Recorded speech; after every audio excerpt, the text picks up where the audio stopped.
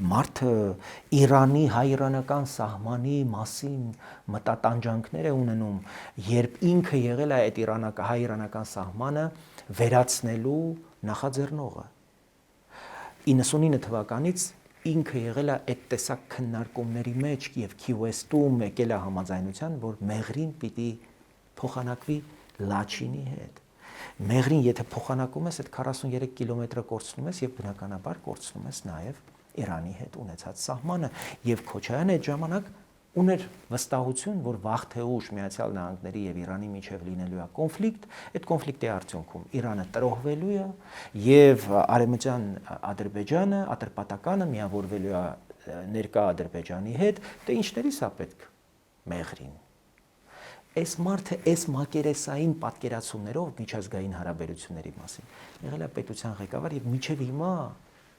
շարունակում է դերակատար մնալ եւ սա մեր հավաքական ամոթն է թույլ տալ որ պատկերավոր ասած այս Ռոբերտ Քոչարյանիկները ընդհանրապես այս տեսակ կարծիք հայտնեն այս կարևորության համաձայնությունների վերաբերյալ